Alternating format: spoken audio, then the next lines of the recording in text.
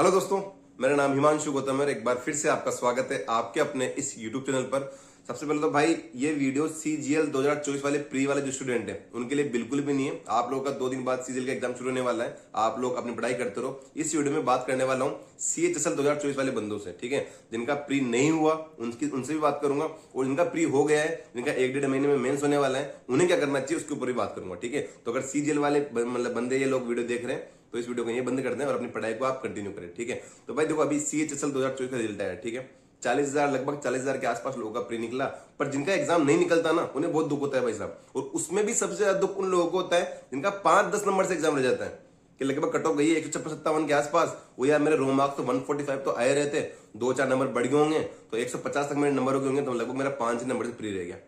ऐसे वाले स्टूडेंट बहुत मिलते हैं, ठीक है। और उनका ये लगता है कि यार एग्जाम नहीं हो रहा और मैं 150 भी स्कोर नहीं कर पा रहा, ठीक है। उनको मैं एक ही बात कहूंगा कि भाई आप लोगों ने जब भी एसएससी की फील्ड में आए होंगे, आपने एसएससी का नाम सुना होगा, ठीक है। तब से लेके अब तक क्या आपका स्कोर लगातार पहले मॉक से लेके एंड तक क्या हर बार आपका स्कोर 145 आ रहा था क्या, ठीक है। ऐसा हुआ होगा ना कि आपने पहला मॉक लगाया होगा, आपके 70-80 नंबर आए होंगे, ठीक है। फिर आप तैयारी करते रहे, मेहनत करते रहे, आपका 100 नंबर क्रॉस हुआ होगा। फिर आपने तैयारी, कोचिंग, वीडियोस, पीडीएफ जो भी आप पढ़ रहे हो वो चीज आपने कंटिन्यू की होगी। फिर आपका स्कोर 120-130 तक पहुंचा होगा, और ऐसे करते करते जब आपने CHSL का प्री दे के आए तो आप 145 तक स्कोर कर पाए।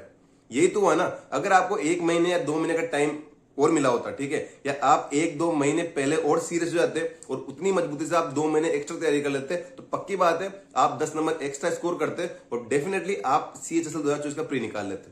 तो भाई अगर आपका स्कोर इस वाले इसमें ना ग्राफ में कि हाँ बढ़ ही रहा था, बस यहां तक नहीं पहुंच पाया, अगर मुझे थोड़ा टाइम और मिलता तो डेफिनेटली मैं निकाल पाता। ऐसे बहुत सारे स्टूडेंट होते हैं, ठीक है, और उन्हें एग्जाम के बाद ये चीज समझ में आती है कि यार 1-2 महीने पहले सीरियस हो जाते या 1-2 महीने और मिलते ना, तो हाँ मेरा स्कोर 10 नंबर बढ़ सकता था और मैं प्री निकाल सकता था, ठीक है। तो डेफिनेटली अगर आप 80 नंबर से लेके 70 नंबर से लेके 145 तक आप पहुंचे हो तो आपने मेहनत की है। इसका मतलब अगर 40,000 लोगों ने प्री क्वालिफाई हुआ ना, इसका मतलब ये नहीं कि इसके बाद वाले 40,000 लोगों ने मेहनत नहीं की थी।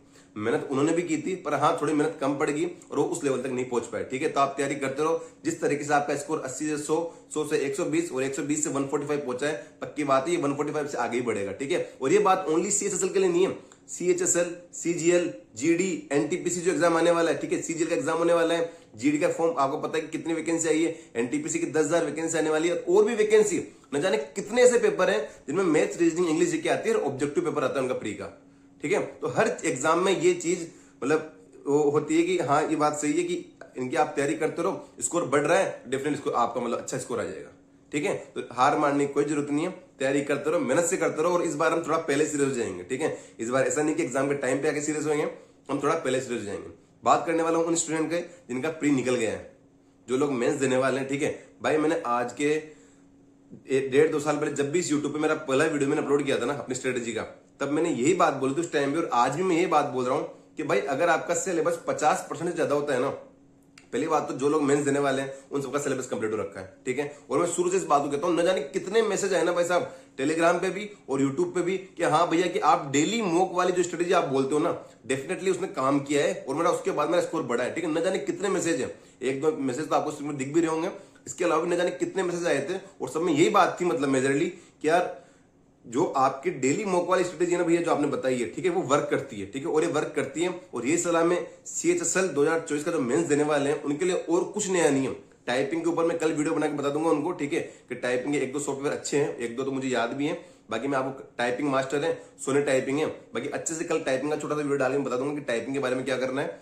बाकी और कोई सलाह नहीं है। जो आपका प्री मेंस होने वाला है ना, जिसमें मैथ्स, रीजनिंग, इंग्लिश जीके आएगी, उसके लिए कोई अलग सलाह नहीं है। मेरा इतना सा कहना है, मॉक लगाते रहो, क्वेश्चन प्रैक्टिस करते रहो, जितने ज्यादा मॉक मैं तो कह रहा हूं एक दिन के 2 लगाओ। प्री क्वालिफाई कर लिया ना, 157 की औकात है ना आप लोगों की, यार 157 आप इतने लाखों लोगों में टॉप 40,000 में आए हो, तो हम मेहनती तो है ही, सीधी सी बात है, ठीक है। तो हमको क्या करना है ना, डेली के मैं तो कह रहा हूं 2 मॉक लगाया करो, ठीक है। मेंस वाले मॉक लगभग तो आपको उसमें टेस्ट बुक मिल ही जाएंगे, ठीक है। CHSL के मेंस वाले मॉक है वो आपको टेस्ट बुक मिल ही जाएंगे। अगर आपके वो पूरे हो जाए तो CGL के मेंस वाले लगा लो, क्या ही फर्क पड़ता है तो भाई मैथ्स, रीजनिंग, इंग्लिश जीके तो CGL के मेंस वाले लगाया करो, ठीक है। तो मुझे पता है कि इतने अभी ज्यादा मॉक मेंस के लेवल के आए नहीं है, तो एक सलाह मैं आपको देता हूं कि CPO के 2 घंटे वाले मॉक वो भी टेक्स्ट बुक पे अवेलेबल है, ठीक है। CPO के जो प्री, आपको पता है कि CPO का प्री का एग्जाम होता है, इसका प्री 2 घंटे का होता है, जिसमें 200 क्वेश्चन आते हैं, 50 करके, वो भी काफी अच्छा है। और 2 घंटे आपकी क्वेश्चन प्रैक्टिस और 2 घंटे आपकी सिटिंग कैपेसिटी आपको सीपीयू का एग्जाम प्री का जो मॉक है ना वो भी करवा देगा। ठीक है, तो मेरी सलाह है एक तो टेक्स्ट बुक से आपको CHSL के जो मॉक आते हैं वो अटेंड करने, मेंस वाले लाइव आएंगे वो डेफिनेटली अटेंड करना। जहां जहां मेंस के मॉक लाइव आ रहे हैं वो अटेम्प्ट किया करो। ठीक है, CGL वाले मेंस के मौके वो भी आप अटेंड कर लेना अगर टाइम बचे आपके पास। उम्मीद है कि आपकी एग्जाम डेट बहुत जल्द इस वीक आपके, मुझे लग रहा है कि अगले 5-7 दिनों में कोई कैलेंडर आएगा जिसमें आपकी CHSL मेंस की एग्जाम डेट आ जाएगी। ठीक है, तो उसके बाद आपकी चीजें और क्लियर हो जाएगी कि मुझे मतलब कितने मौके में लगा सकता हूँ और कितनी तैयारी कर सकता हूँ। बाकी मेरी यही सलाह है, जितने भी CHSL के मेंस वाले हैं उनको इतनी सलाह दूंगा कि मॉक प्रैक्टिस करते रहो, दिन के 2-2 घंटे कम से कम 2 लगाओ। मुझे पता है कि आपके एग्जाम मॉक बहुत जल्दी खत्म हो जाएंगे, तो सीपीओ के 2 घंटे वाले मॉक है वो अथा भरे पड़े टेक्स्ट बुक पे। ठीक है, उनको आप लगाते रहो, कभी खत्म होंगे नहीं, तो उनकी आप प्रैक्टिस करते रहो। टेक्स्ट बुक का पास नहीं है तो परचेस कर लेना, HMU 10 कूपन कोड है। ठीक है, बट तैयारी करते रहो भाई लोग, क्वेश्चन प्रैक्टिस बहुत इंपॉर्टेंट है। टाइपिंग के बारे में कल वीडियो डाल दूंगा, और बुक्स का कंप्यूटर का है 1-2 PDF है जो मैं टेलीग्राम पे अपलोड कर दूंगा। ठीक है, बाकी तैयारी करते रहो, कंप्यूटर भी बहुत इंपॉर्टेंट है।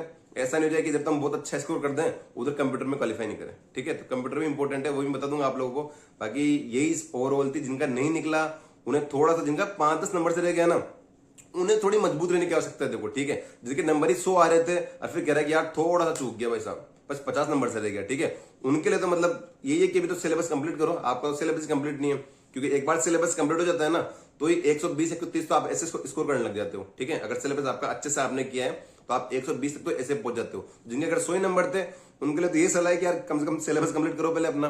तो बाकी जो 140 तक थे, 145 तक थे, उनको मैं इतनी सी बात बोलूंगा कि आप बहुत क्लोज थे। वैकेंसी थोड़ी सी ज्यादा होती या आपको थोड़ा टाइम एक्स्ट्रा मिलता तो आप डेफिनेटली एग्जाम को क्रैक करते।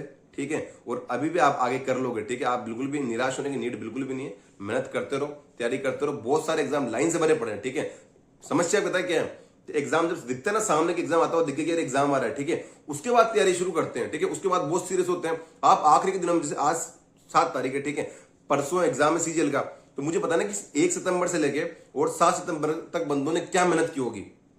मतलब मुझे पता है 24 घंटे में से लोग 10, 12, 13 घंटे पड़े होंगे। जो सीरियस एस्पिरेंट है ना, जो उनको मेहनत करनी, जिनको ठीक है, वो 24 घंटे में से 12, 13 घंटे पड़े होंगे। पर समस्या पता है क्या है कि ये जुलाई के महीने में, अगस्त के महीने में, जून के महीने में 12 घंटे क्यों नहीं पड़े? देखिए पढ़ तो उस टाइम भी सकते थे। तो ये एक स्टूडेंट लाइफ में समस्या आती है कि एंड में जाके सीरियस होते हैं। ठीक है, तो भाई साहब एंड में सीरियस नहीं होना है। आने वाले एग्जाम को, जो आगे आने वाले एग्जाम है ना, उनकी शुरुआत चल रही है, तो अभी सीरियस हो जाओ। डेफिनेटली जिनके 135 थे, 140 थे, वो क्या पता अगले किसी एग्जाम में 90% तक मार्क्स लेके आए। ठीक है, तो गुड लक आप सभी को। जिनका मेंस एग्जाम है उनको मॉक लगाने, जिनका प्री नहीं निकला है निराश होने की नीड बिल्कुल भी नहीं है। तैयारी करो, डेफिनेटली 140, 135 तक पहुंचे हो तो आपके प्री निकालने लायक हो आप। ठीक है, और डेफिनेटली प्री निकाल लोगे। आगे मेहनत करते रहो। NTPC एग्जाम आ रहा है, GD का आ रहा है, और भी बहुत सारे एग्जाम होते हैं। जैसे जैसे वैकेंसी आती रहती है मैं टेलीग्राम पे डालते रहता हूँ। Thank you so much.